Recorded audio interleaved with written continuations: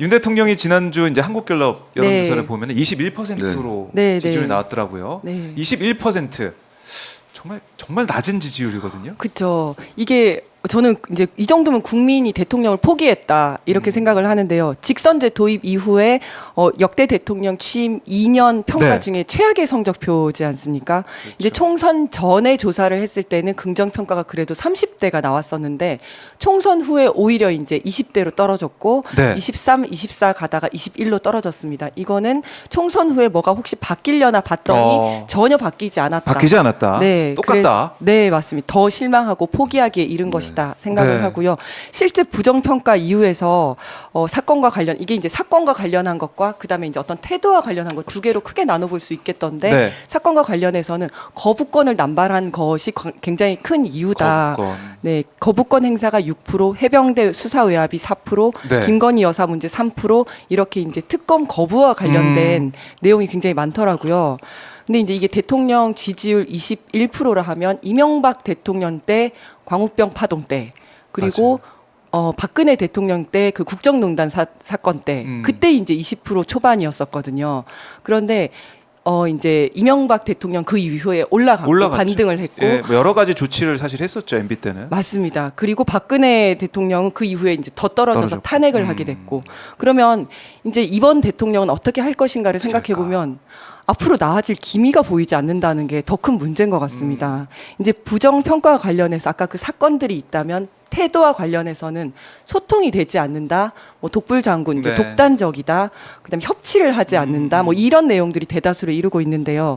근데 지금까지 소통을 하겠다고 하면서 기자회견도 하고 영수회담도 하고 했는데 이게 전혀 효과를 보지 못했지 그러니까요. 않습니까? 얼마 전에 기자 뭐 간담회도 했는데 뭐 음식 뭐 말아주면서 요리하고 뭐 이러면서 끝이 났는데 김치찌개, 계란말이. 맞습니다. 근데 거기 고기까지 굽고. 맞아 거기 대파가 없더라고요. 거기에.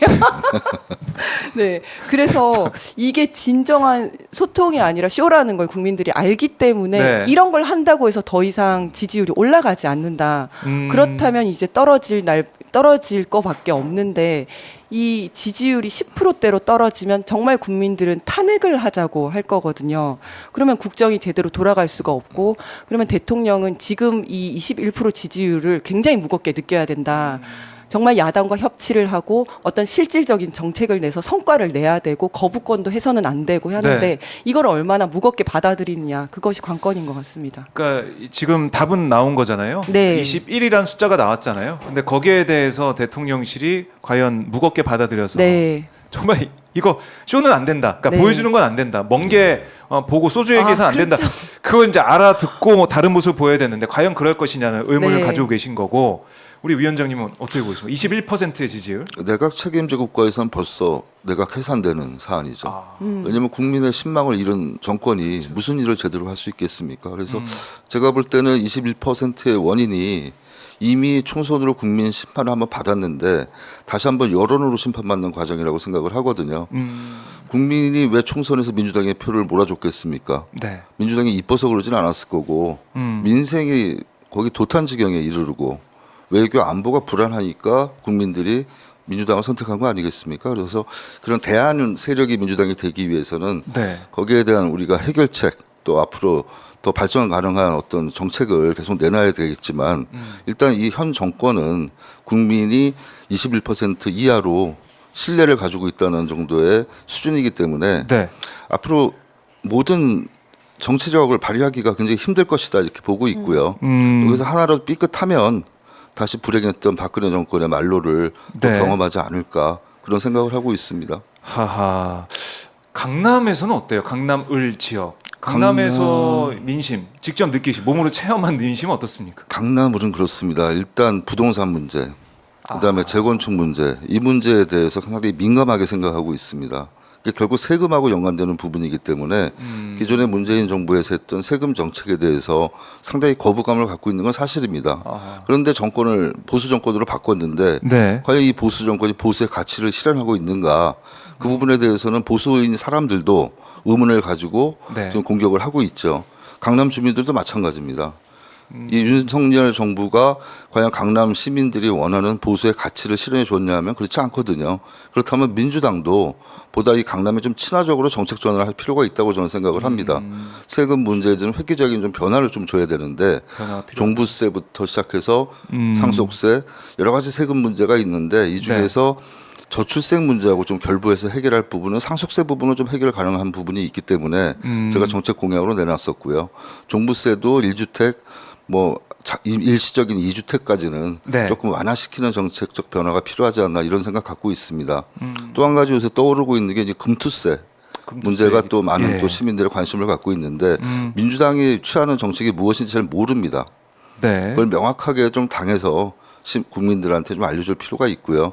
그 부분에 어떤 여론 수렴과 정책적으로 수렴 과정을 통해서 통일된 단일안을 좀 내서 민주당이 좀 추진했으면 좋겠다 이런 생각을 원해서 갖고 있습니다. 네.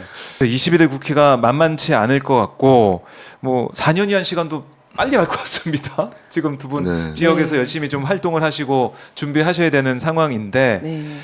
4년 준비 네. 금방 갈 거라 생각하니까 정청래 의원 그때 원에 있을 때 말 들어보니까 생각보다 시간이 빨리 갔다고 하더라고요. 그러니까 제 지지자분이 그런 네. 편지를 썼더라고요. 3년은 길지만 4년은 빨리 갑니다. 이러면서 네. 힘내라 이렇게 네. 말씀을 네. 하신 네. 거고 그래서 두 분이 어떤 활동을 하실지 저희가 또 지켜보고 방송을 통해서 알아보겠지만 원내도 주목을 받지만 원외도 좀 열심히 네. 뛰고 있다. 네. 이걸 국민들이 또 시청자분들 알았으면 좋겠다 이런 생각도 들어요. 네. 누구보다 더 절실하게 밭을 열심히 밭갈이를 네. 하고 있다. 밭갈이. 네. 하고 있다. 이런 생각이 드는데 우리 강남에서 또 활동하시니까 어렵다는 얘기를 많이 하시잖아요. 지지자분들이. 네네.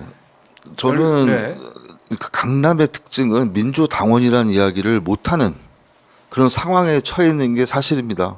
그래요. 예. 샤이 민주들이 그 많대요. 왜 샤이 그러냐면 보수는 없대요. 여기는. 그 무슨 어떤 사업을 하거나 네. 어떤 뭐 골프 연습장을 만들어서 하거나 이런 분들도 손님이 떨어진다는 거죠. 안 온대요.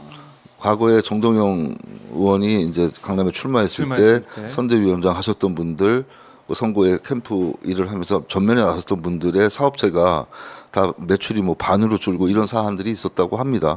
그렇기 때문에 실제적으로 지금도 강남에서 네. 당원임에도 불구하고 본인 민주당원이라고 대놓고 얘기하지 않는 분들이 있어요. 또 사진 찍히는 거 싫어하시는 분도 있습니다. 그렇군요. 그래서 그런 걸 우리가 깨려면 민주당의 가치가 강남의 가치와 부합된다는 거를 시민들한테 인식을 시켜줘야 되는데 그 역할을 할 사람이 바로 저라고 저는 생각을 해서 강남에 출마를 했었고 네. 지역위원장으로서도 그 역할을 할 겁니다. 근데 중요한 거는 지금 시대적으로 우리가 시대 정신을 잡는 것이 당원의 민의가 제대로 당에 반영이 되는 그런 민주당이 돼야겠다는 말씀들을 많이 하시잖아요. 네. 그거를 제대로 하려면 지역위원회가 그 역할을 해서 우리 강남구 을에 살고 있는 지역에 살고 있는 당원들의 생각이 무엇인지 네. 무엇을 원하는지 그걸 중앙당에다 제대로 내놓고 원내에도 전달을 하고 그 부분이 입법도 되고 정책에 반영될 수 있게 어떤 압력을 행사할 수 있는 지역위원회 역할을 해야 되겠다. 그래서 지역위원회 역할이 앞으로 강화될 거라고 저는 생각을 합니다. 네. 그 역할을 또 저 열심히 할 거고요. 네. 그러니까요. 뭐 지구당 얘기도 네. 지금 여야 할 것이 조금씩 네. 나오는 것 같고 네, 네. 그리고 원외의 활동을 좀 보장을 해줘야 된다. 네. 네. 그래야 원내도 중요하지만 원외도 열심히 해야 뭐 없던 의석도 찾아오는 거고 네. 다시 네. 또 가져올 수 있는 거고 이러기 네. 때문에 각오가 좀 남다르시겠습니다. 아니 그래서 지구당 부활 문제가 계속 이야기가 나오고 있는데 저는 이제 지구당이 부활을 해야 된다고 생각을 하거든요. 왜냐하면 지금 지역위원회든 당원 협의회든 일단 있고 거기를 통해서 어떤 지역 민심, 지역 민의를 수렴을 하라라고 하는데 네. 장소가 없습니다. 지금 정당법에 따르면 당원 협의회를 들 수 있다. 그러나 사무소는 들 수 없다. 그러니까 그 사람들을 만나서 이야기를 들어야 되는데 커피숍에서 이야기를 듣는 거예요. 너무 웃긴 상황인 거죠. 그렇죠. 네. 이게 토대가 없네요. 네, 토대가 네, 없는 그렇습니다. 상황이다. 네. 이게 여러 가지 이제 부정부패 우려도 있고 네. 돈 많이 먹는 네. 그런 정치라고 해서 없애고 그게 개혁이라고 했는데 네, 이제 네. 와서 보니까 그게 제대로 민심을 민의를 반영할 수 있는 그런 법안일까 그런 네. 제도일까 여기는 의구심이 있다는 거네요. 네, 네. 그래서 현실적으로 좀 맞게 좀 바뀌어야 된다. 네. 그러니까 서울 같은 경우도 1,000만 시민인데 서울시당이 다 그걸 커버할 수 없지 않습니까? 그럼 각 지역별로 선거구 단위로 지구당이 있어야 어느 정도는 그런 수렴이 될 텐데 네. 그런 부분이 많이 아쉬웠고요. 사실 처음에 갔을 때 네. 너무 조직이 없다 보니까 네. 그게 만약에 지구당에 있었다면 근데 지구당에 조직도 있고 거기서 형성되는 사람들이 서로 친화적으로 좀 도와주는 부분도 있고 네. 그다음에 또 제일 중요한 게 이제 공간하고 돈하고 시간이겠죠. 그러니까 월급을 받고 일하는 사람이 있어야 조직 관리가 될 텐데 그렇게 없는 상황이니까 자원봉사식으로 다 하지 않습니까? 한계가 분명히 있습니다. 근데 앞으로 주의할 부분은 20년 전에 이런 지구당의 어떤 폐악들 네. 이런 부분에 대해서 안전 조치를 하고 그다음에 금권이 너무 좌우하는 정치가 되지 않기 위해서 어떤 안전 장치가 잘 마련된다면 지구당은 반드시 부활돼야 된다고 저는 생각하고 있습니다. 저도 공감하는데요. 일단 지구당이 필요하다며 만들어 놓고 회계 감사나 이런 것들을 좀 철저히 해서 그런 비리가 일어나지 않도록 하는 것이 필요하다. 네. 그리고 20년 전과 지금은 아무래도 확연히 많이 달라졌거든요. 네, 그래서 필요하다면 만들고 이제 뭔가 그 안전 장치들을 만들어 나가는 게 필요하다 이렇게 생각을 합니다. 네. 네. 그래요. 사실 원내에 있는 분들은 국회의원들은 사무실도 있고 네. 보좌진도 있고 뭐 얘기를 안 그러니까 나중에 경쟁을 하더라도 원내가 현역이 유리한 그런 판이 네. 되기 때문에 뭐 그렇죠. 예. 지구당 만들라 이런 얘기 안 할 수 있어요. 네, 나서서. 근데 원내에 계신 분들은 이 문제 꼭 한번 네, 짚고 네. 넘어가야 된다. 네, 네. 토론이 필요하다. 논의가 필요하다. 이렇게 네. 정리해 보겠습니다. 그리고 원내에 계신 분들은 오히려 반대를 사실을 많이 했었던 게 나와 관계없는 일일 수도 있지만 지금 타당 그러니까 내가 지금 원내에 있는데 타당 그렇네요. 네, 원내위원장이 또 다시 경쟁자가 올라오는 걸 막기 위해서라도 이제 별로 안 하고 싶었던 거죠. 네, 지금 이제 토대를 만들어서 준비할 수 있는 네, 네. 여지를 두지 않겠다. 네. 지금 국힘 의원이 있으니 네. 민주당에서 원내위원장이 이제 지구당 지금 만드는 만들어서 걸 하는 싫어하는 거죠. 네. 아, 그런 부분까지. 이것도 민주당에서 한번 논의가 될 것 같으니까 네, 또 네. 여당에서도 네. 한동훈 전 위원장이 계속 네, 또 얘기를 네. 하고 있더라고요. 네. 그래서 뭐 정치적으로 여러 가지 포석하는 것 같은데 여당 입장에서는 지금 수도권이 거의 전멸 상태니까 경쟁자를 뭐, 키워야 된다 이런 그러니까 차원에서. 그 수도권의 조직이 와해가 되는 지경이죠. 네. 그걸 고사시키는 작전으로 민주당이 갈 것인지 아니면 정말 민의를 반영하기 위해서 국민의 뜻이 잘 전달되는 어떤 통로로 네. 지구당을 만들어서 활용할 것인지 아하. 굉장히 고민이 필요한 시기라고 봅니다. 그래요. 그럼 더 논의하는 과정을 저희가 지켜보도록 하겠습니다. 자, 오늘 원외 인사 두 분을 모셔서 말씀을 쭉 들어봤는데 어떠셨습니까? 뭐 할만한가요?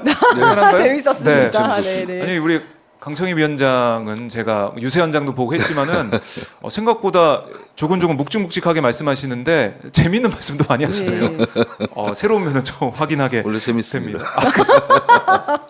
원 내면은 마음대로 얘기할 텐데 아하. 원 외래서 원외가 좀 더 자유롭지 않나요? 정치적으로는 자유로운데 네. 공격할 때는 조심 좀 해야 돼요. 면책 특권이 없기 때문에 말 한마디 잘못하면 다 면책 조사받습니다. 특권이 없어서. 네, 네. 고민하고 계시는 강청희 위원장 말씀 잘 들어봤고요. 네.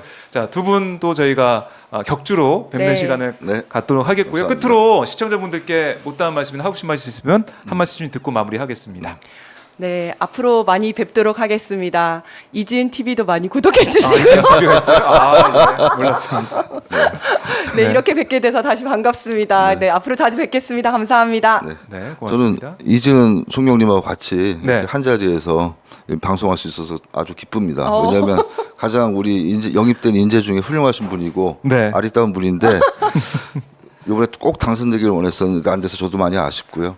저희가 원내위원장으로서 할 수 있는 거는 아까도 말씀드렸지만 결국 민심을 그러게요. 잘 당에 반영시키는 노력이라고 생각을 해서 네. 앞으로도 그 부분에 많은 노력을 하겠습니다. 감사합니다.